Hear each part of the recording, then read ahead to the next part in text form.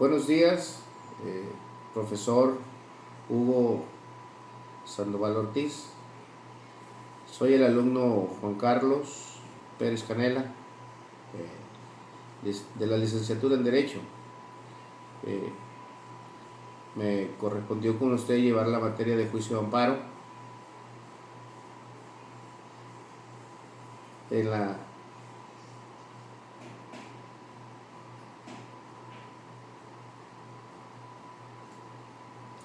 En la maestría de Derecho Penal Procesal.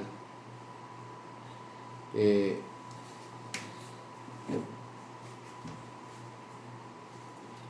la clase que hemos tomado durante todo este trayecto, ¿verdad? Del segundo parcial, he tomado dos puntos que para mí son importantes, ¿verdad? Y de total relevancia. Y bueno, es el juicio de amparo como medio de control constitucional y de protección a los derechos humanos. Cabe mencionar que el juicio de amparo es el medio de control constitucional de carácter judicial. Nosotros entendemos, ¿verdad?, dentro de la materia, que el juicio de amparo tiene como objetivo principal asegurar la protección y la garantía de los derechos humanos a todas las personas frente a actos de omisión y normas omitidas con cualquier autoridad. O sea, entendemos que la finalidad del juicio de amparo, ¿verdad?, es de alguna manera defender, ¿verdad?, todas las, ya sean omisiones o sean acciones las cuales vayan contrarias a los derechos humanos. Ese es uno de los principales, ¿verdad?, objetivos del juicio de amparo. ¿Cuándo podrá o cuándo deberá de ejecutarse el juicio de amparo? Dentro de las normas dice que podrá llevarse a la ejecución cuando la autoridad local, federal o empresas lleven a cabo acciones que violen los derechos humanos de los ciudadanos. Esto quiere decir que cuando una autoridad, ya sea una autoridad local o sea una autoridad federal, lleven a cabo acciones las cuales van en contra de los derechos humanos de los ciudadanos, el ciudadano podrá proceder ante un juicio de amparo, ¿verdad?, porque de alguna manera se están violando sus derechos humanos. También cabe mencionar que cuando alguna empresa o alguna compañía lleve a cabo acciones o omisiones en contra de los trabajadores o empleados, las cuales se encuentren violando los derechos humanos, deberá, ¿verdad?, procederse ante el juicio de amparo.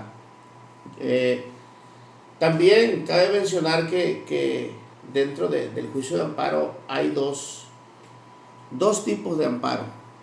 Uno de ellos es el juicio de amparo directo y el otro es el juicio de amparo indirecto. El juicio de amparo indirecto es aquel cuando las personas pueden reclamar que un acto o una omisión de la autoridad, así como la expedición de alguna ley o aplicación en un caso concreto que viole los derechos humanos reconocidos y protegidos por la Constitución. Cabe mencionar lo mismo, que dice que el juicio de amparo indirecto va a proceder cuando las personas reclaman de alguna manera que sus derechos humanos fueron violados de alguna forma, volvemos a recalcar, ya sea de alguna autoridad, ya sea de alguna compañía, ya sea de alguna asociación, pero cuando la persona considera que sus derechos han sido violados, entonces procederá ante el juicio de amparo indirecto. El amparo indirecto será presentado ante los tribunales colegiados de circuito y ante los juzgados de distrito, ante los jueces y juezas locales más cercanos. Esto quiere decir, ¿verdad?, que serán atendidos ante esas dos instituciones, por los jueces y juezas, ya sean más cercanos o entiéndase locales. Pero si dentro de ese rango no se pudiera resolver o no hubiera una resolución agradable o a favor de los agravios, entonces dice que podrá proceder o podrá llegar hasta la Suprema Corte de Justicia de la Nación. Y la parte que sigue sería el amparo directo.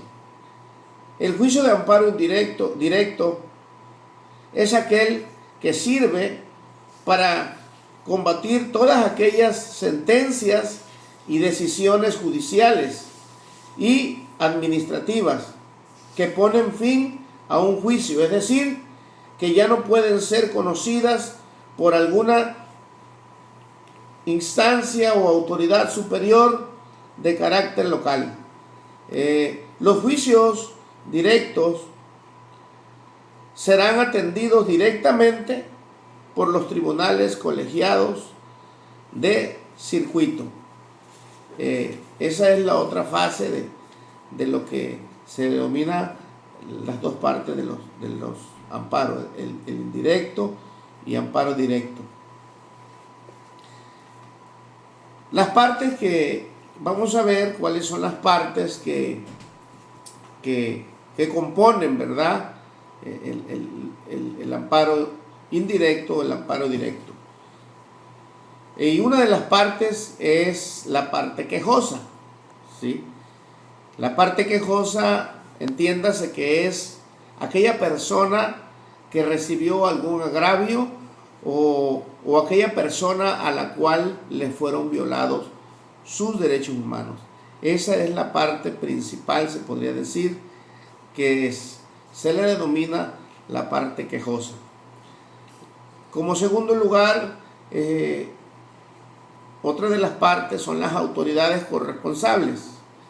Son aquellos órganos representantes del Estado que dictan, que ordenan o que ejecutan y llevan a cabo actos que generan o pueden generar afectaciones a los derechos humanos. Esto quiere decir cuando alguna autoridad ejecuta, cuando alguna autoridad ordena o dicta alguna sentencia, algo que está fuera del orden, ¿verdad?, como está establecido. Entonces, esa es otra de la parte, las autoridades corresponsables. La siguiente parte son las personas terceras interesadas, ¿sí? Dentro de las partes que los componen, son las personas terceras interesadas. ¿Cuáles son estas personas? Es toda persona que de manera indirecta tiene un interés en los efectos del acto reclamado, ¿verdad? Esa es otra parte que compone. La cuarta parte que compone el proceso sería el Ministerio Público. El Ministerio Público, ¿verdad?, es la entidad que tiene la función de representar a la sociedad en los actos penales. Sabemos que el Ministerio Público es la institución, ¿verdad?, que le corresponde llevar a cabo las investigaciones correspondientes para poder de esta manera formular o fincar alguna responsabilidad. El otro punto, ¿verdad?, que yo he tomado para analizarlo un poco es la impugnación, ¿verdad? ¿Qué es la impugnación? es la formalización de un recurso contra una resolución administrativa o judicial, o de una demanda o de un demandado frente a determinada actuación de un objeto público o privado. La impugnación dice que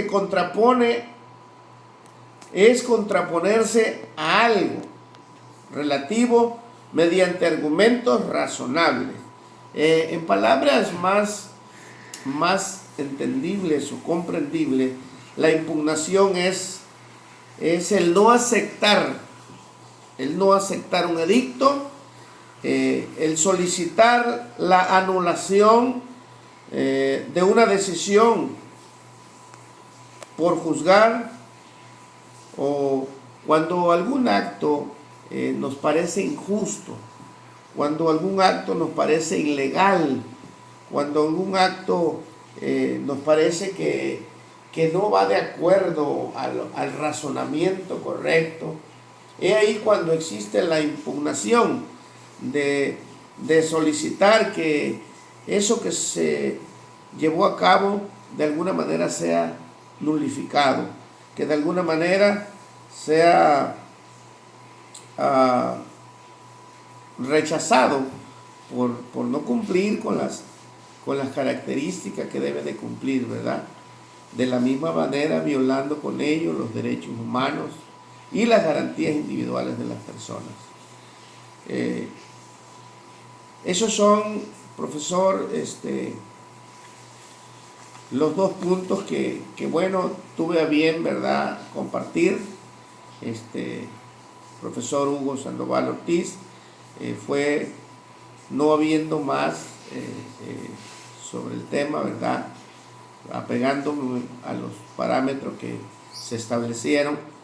Quiero también darle las gracias por su atención, por su apoyo, por su colaboración en mi crecimiento personal, en esa asesoría que para mí fue de gran relevancia e importancia, ¿verdad?, el tomar con usted la materia de juicio de amparo. Por este medio quiero agradecerle, ¿verdad? Y bueno, esperando que lo que ahora hemos expuesto, bueno, sea algo de agrado, algo pues satisfactorio, ¿verdad?, por el conocimiento que usted me ha transmitido de alguna manera. No habiendo más por el momento, muchas gracias. Quedo a la orden.